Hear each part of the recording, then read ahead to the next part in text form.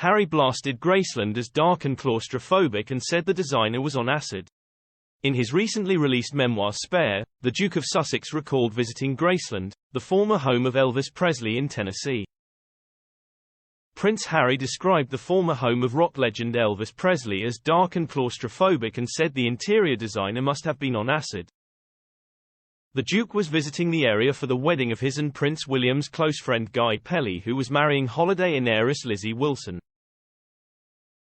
Writing in his memoir Spare, the Duke described how the wedding party had already been in Miami for Guy's stag party and flew to Tennessee before the wedding to visit Graceland. Pictures of the visit show the Duke walking around the estate with the Prince of Wales and Princess Beatrice and Princess Eugenie. In his book, the Duke slammed the estate, saying that it reminded him of his Badger's set, a lower ground floor flat that he previously lived in at Kensington Palace. He said, "People variously called the house a castle, a mansion, a palace, but it reminded me of the Badger's set. Dark, claustrophobic. I walked around saying, 'The king lived here,' you say. Really?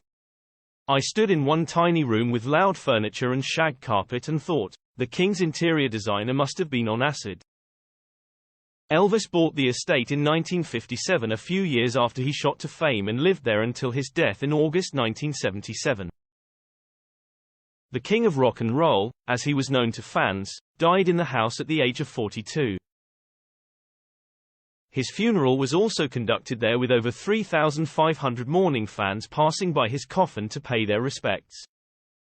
Members of the Presley family lived at the estate following Elvis' death, including his aunt Delta until her death in 1993. Elvis' daughter Lisa Marie Presley inherited the estate when she turned 25 in 1993 and lived there for 30 years until her death earlier this month. On Sunday, a memorial service was held at Graceland for Lisa after her untimely death at the age of 54.